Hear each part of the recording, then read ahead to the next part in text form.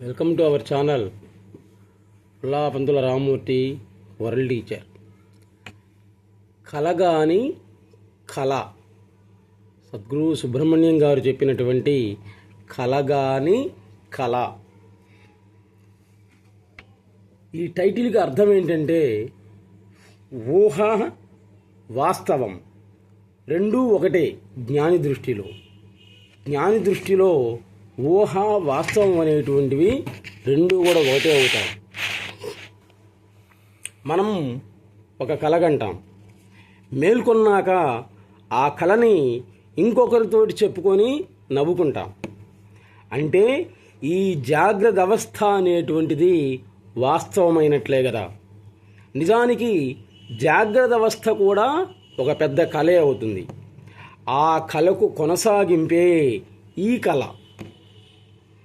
కళ, మెలకువ రెండింటినీ వేరు అని అనుభవించటం అనేటువంటిది అజ్ఞాని యొక్క లక్షణమే అవుతుంది. కళ, మెలకువ రెండింటినీ కళగా అనుభవించటం జ్ఞాని లక్షణం అవుతుంది. మన కళ మరొక కళకు కారణమే అవుతుంది. అదే జన్మ పరంపర అంటాం. మనది అజ్ఞానం, అంటే గాఢ నిద్ర. జ్ఞాని కళ మెలకువతో అంటే ఎరుకతో కనేటువంటి కళ. కాబట్టి జ్ఞాని కళకు బంధితుడు కాడు. వారిది ప్రజ్ఞ అనేటువంటి మెలకువ అవుతుంది. ఇది కళ అనేది మనం మరిచిపోతూ ఉంటాం. కాబట్టి బంధాలు తగులుకుంటూ ఉంటాయి. ఈ సుబ్రహ్మణ్యం పరమేశ్వర సంవాదం అనేటువంటిది ఒక జ్ఞాని కళలో నుంచి పుట్టినటువంటిది. మహాజ్ఞాని కళలో నుండి పుట్టినటువంటిదే ఇది సుబ్రహ్మణ్య పరమేశ్వర సంభాషణ అనేది. సంభాషణ కూడా ఒక కళే, కానీ అట్లా అని కళా కాదు, అది కల్లా కాదు. మనల్ని నిజమైనటువంటి మెలకువలోకి తీసుకెళ్ళేటువంటి కళ అది. అందువల్ల కలగాని కళ్ళగాని కళ అని ఈ సంభాషణకు నామకరణం చేశారు. గురువుగారు స్వయంగా వ్రాసి ఇచ్చినటువంటివి గురు ప్రవచనాలు ఎంజాయ్ చేశారు చాలామంది. గురు పరమేశ్వరుడికి మధ్యలో జరిగినటువంటి సంభాషణ చూడండి. కళలో జరిగినటువంటి సంభాషణ. సుబ్రహ్మణ్యం గారు కలగన్నారు. ఆ కళలో పరమేశ్వరుడు మాట్లాడుతూ ఉన్నాడు. ఈయన పరమేశ్వరుడి యొక్క సంభాషణ. అడిగాడు, ఎవరు నువ్వు అని అడిగాడు సుబ్రహ్మణ్యం. నేనే నీవు అని చెప్పాడు ఆయన. నేను ఎక్కడి నుంచి వచ్చాను? నేను వచ్చిన చోటు నుండే వచ్చావు. నీవు ఎక్కడి నుంచి వచ్చావు? నీవు వచ్చినటువంటి చోటు నుండే వచ్చాను. నన్ను కన్నవారు మీరే కదా. నిన్ను కన్నవారము కాదు, నీచే మొదటగా కనబడిన వారము. నా చేత ఏ విధంగా కనపడ్డారు? నేనని నిన్ను నీవు కనిన తదుపరి కనినది మమ్మే కదా అనంటారు ఆ కళలో ఉన్నటువంటి పరమేశ్వరుడు. ఈ నామరూపాలు నేనేనా అని అడిగాడు సుబ్రహ్మణ్యం గారు. అప్పుడు ఆయన చెప్తున్నాడు, అయినా సందేహం దేనికి?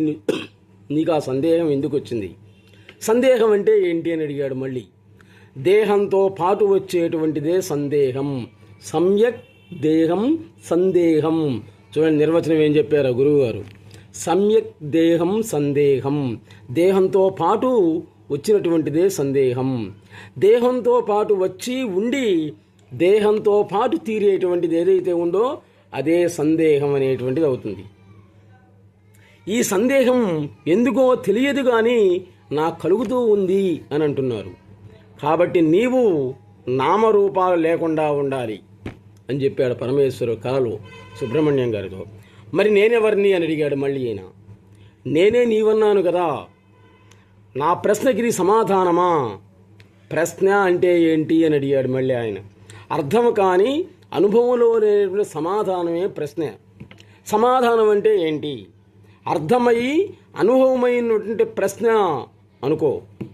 ఈ ప్రశ్న సమాధానాలు ఎవరికి? అని అడిగితే నాకే అని చెప్పాడు ఆయన. అసలు నువ్వెవరు అని అడిగాడు. ఇప్పుడు సుబ్రహ్మణ్యం గారు చెప్తున్నారు చూడండి, బాగుంది. నేను అడిగిన దాన్ని మళ్ళీ నీవే నన్ను అడుగుతున్నావు కదా అని అడిగాడు. అదే ఆ నేను ఎవరు అని కదా అని అడిగాడు. మళ్ళీ సుబ్రహ్మణ్యం గారు అడుగుతున్నారు కలలో, ఇదంతా కలలో సంభాషణ ఆయనకి. అమ్మ ఎవరు అని అడిగాడు. ఇప్పుడు పరమేశ్వరుడు చెప్తున్నాడు, నా యొక్క ప్రకృతే అమ్మ అని చెప్పాడు. మరి నానెవరు అని అడిగాడు. అమ్మ యొక్క పురుషకారమే నానా. ప్రకృతి పురుషులు ఎవరు? ప్రశ్నించేటువంటి వాడు అనుభవించేటువంటి రెండు రూపాలు, అరే ప్రకృతి పురుషులు. మరి ప్రశ్నించేటువంటి నేనెవరిని అని అడిగాడు. ప్రకృతి పురుషులు కాక వారికి ఆధారమైనటువంటి వాడు. మరి నేనే ఎవరిని? నా వల్లనే వచ్చినటువంటిది అని అడిగాడు. అన్న ఎవరు? వ్యష్టి యొక్క ప్రకృతి. మరి అమ్మ ఎవరు? సమిష్టి ప్రకృతి అమ్మ అని చెప్పాడు. మరి నేనెవరు? వ్యష్టి పురుషుడు. మరి నాన్న సమిష్టి పురుషుడే. దేవుడు అంటే ఎవరు? చూడండి, సుబ్రహ్మణ్యం గారి కలలో అడుగుతున్నారన్నమాట. దేవుడు అంటే ఎవరు? జీవుని యొక్క అనంత స్వరూపమే దేవుడు అని చెప్పాడు. అందుకే దీన్ని కలగాని కళ్ళగాని కళ ఈ విధంగా చెప్పుకుంటూ పోతుంటే మనం ఎన్ని గంటలైనా కానీ చెప్పుకుంటూ ఉన్నట్టు. ఇటువంటి ఆధ్యాత్మికమైనటువంటి విషయాలన్నింటినీ కూడా సుబ్రహ్మణ్యం గారు కళలో కని చెప్పినటువంటివే. ఆయన శూన్యంలో చూసి చెప్తూ ఉంటారు, రాసుకుంటూ ఉంటారు. కొంత రాసిన తర్వాత నేను ఎప్పుడు చెప్పానంటాడు మళ్ళీ ఆయన విచిత్రంగా. కాబట్టి జ్ఞానప్రసూనాంబ యొక్క ప్రతిరూపమే పురుష రూపంలో సుబ్రహ్మణ్యుడిగా అవతరించానటంలో ఎటువంటి సందేహం లేదు. ఒకసారి అందరూ కూడా శ్రీకాళహస్తి సుబ్రహ్మణ్యం గారిని దర్శించి తరించండి.